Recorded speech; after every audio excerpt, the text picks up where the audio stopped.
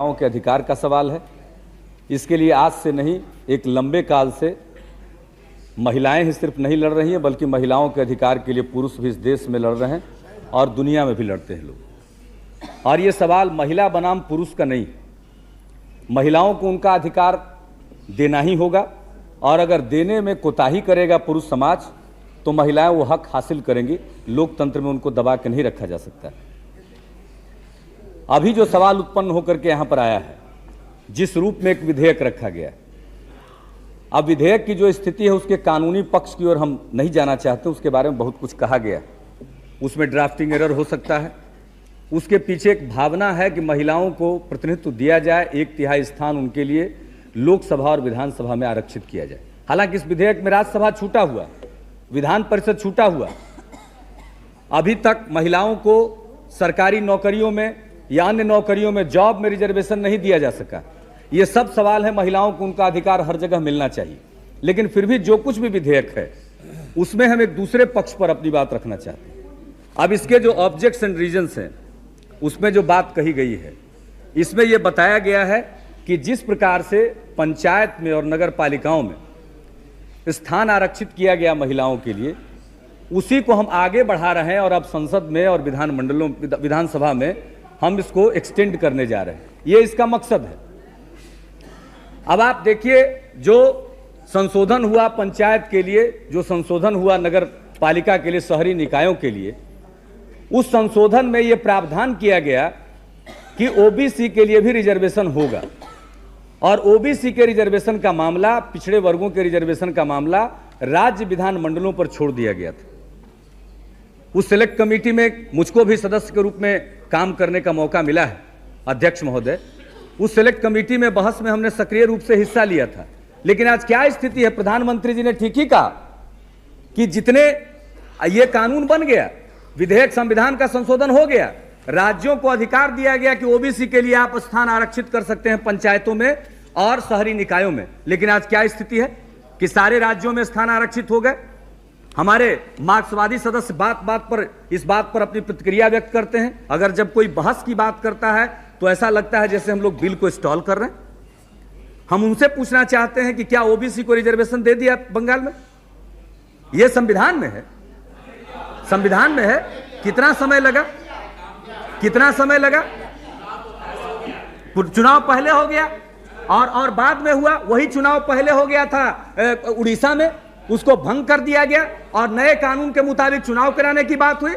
आपने अगर आरक्षण दिया ओबीसी को तो उस पंचायत को भंग करके नए सिरे से क्यों नहीं चुनाव करा दिया आपने? देखिए, हमको अपनी भावनाएं कहने दीजिए। सवाल इसका नहीं है। सवाल कुछ लोग कंठ से बोलते हैं और कुछ लोग हृदय से बोलते हैं। महिलाओं के आरक्षण की बात का एक एक आदमी हिमायती है, लेकिन हम पिछड़े वर्ग से आते हैं। हमारे मन में भी कोई पीड़ा है, हमारे मन में भी कोई दर्द है, और इस देश में 52% पिछड़े वर्ग के लोग हैं, उनके मन में भी कोई दर्द है। आज ये बिल आ रहा है, महिलाओं के लिए बिल आ रहा है, सर्वसम्मत है, इस पर किसी को इसमें कोई दो राय नहीं हो सकती है। लेकिन क्या इसके साथ साथ जो पिछड़े वर्ग की महिलाएं हैं उनका कोई गुनाह है? उनका कोई गुनाह नहीं है। इसलिए हम लोग नहीं, जात पात की बात नहीं है, ये समाज वर्गों में बटा हुआ है। जब मंडल कमीशन लागू किया गया था अध्यक्ष महोदय, तो इसी ढंग से लोग जात पात की बात कर रहे हैं। मंडल कमीशन को सब लोगों को स्वीकार करना पड़ा। ये मार्क्सवादी मंडल कमीशन के उसमें विरोधी थे। सीपीआई ने सबसे पहले स्वीकार किया था कि मंडल कमीशन सही है, लेकिन सीपीएम के लोग उस समय नहीं चाहते थे, और बाद के दिनों में इनको स्वीकार करना पड़ा कि मंडल कमीशन सही है। और आज इनको मंडल कमीशन की सच्चाई को स्वीकार करना पड़ रहा है। और उस समय मंडल कमीशन जब लागू किया गया तो पूरे देश में इस तरह से आप किसी की जुबान को बंद नहीं कर सकते। कम से कम मेरी जुबान को तो नहीं बंद आप कर सकते। आप चाहे जितना बीच में टोका टोकी करें, कहूंगा और कहते रहूंगा, ये मेरा अधिकार है। ये कोई मतलब नहीं है। आप किसी को बोलने नहीं देंगे, ये कोई मतलब नहीं है। आप अपनी बात कहिए, मैं भी ध्यानपूर्वक सुनता हूं, मैं दूसरों की बात ध्यानपूर्वक सुनता हूं। लेकिन जो पिछड़े वर्ग का दर्द है, आज मंडल कमीशन जब लागू हुआ तो किस प्रकार से इस देश में बबेला मचा था, लेकिन आज एक एक आदमी उसको स्वीकार कर रहा है। यह कितना संघर्ष करना पड़ा।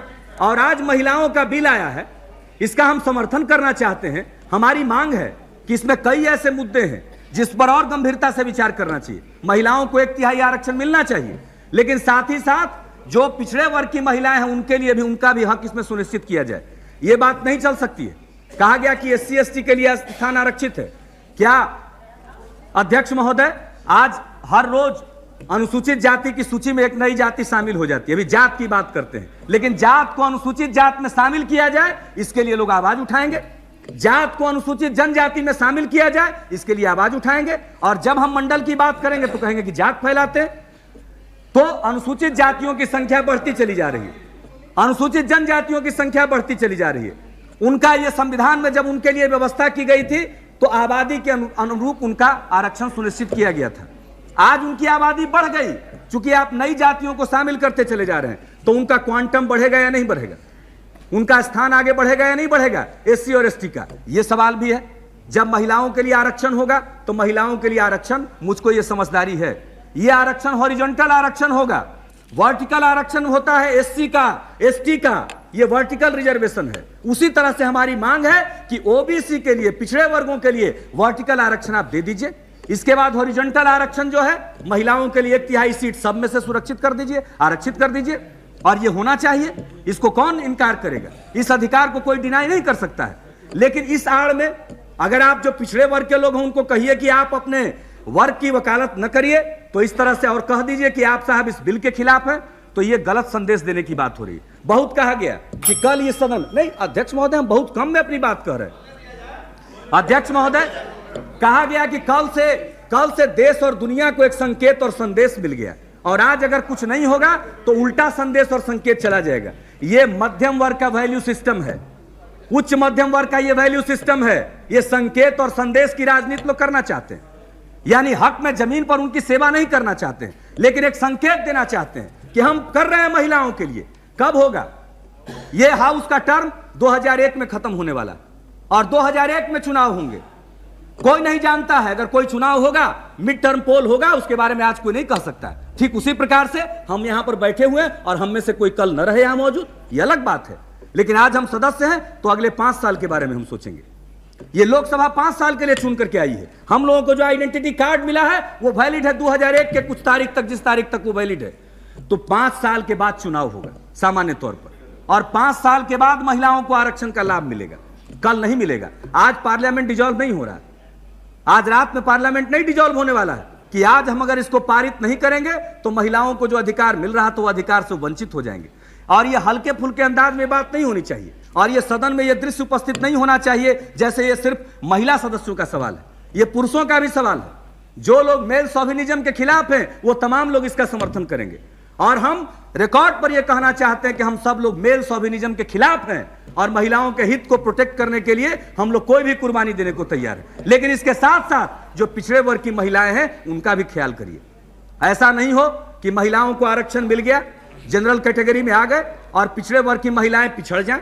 और जो हाउस का एक कंपोजिशन है, मुझको माफ किया जाएगा अध्यक्ष महोदय, स्नेह एक आदमी को एक वोट का जो अधिकार इस देश में मिला है लोकतंत्र के जरिए, उसके चलते धीरे धीरे जो कमजोर वर्ग के लोग हैं, जो शोषित हैं, पीड़ित हैं, दलित हैं, उनका प्रतिनिधित्व बढ़ता गया है संसद में, विधानसभाओं में। कल अगर नहीं होता एक आदमी को एक वोट का अधिकार, अगर ये लोकतंत्र नहीं होता, तो मेरे जैसा आदमी आज संसद में मौजूद नहीं होता, आज देवेगौड़ा जैसा आदमी प्रधानमंत्री नहीं होता, आज बहुतेरे लोग यहां पर जो बैठे हुए हैं वैसे लोग नहीं आते, श्री सूरज भान जी आज नहीं यहां पर बैठे होते, बहुतेरे लोग हैं जो यहां पर नहीं बैठे होते। लेकिन ये अवेयरनेस आया है, ये जागृति आई है, ये चेतना आई है, एक वोट के चलते चेतना आई।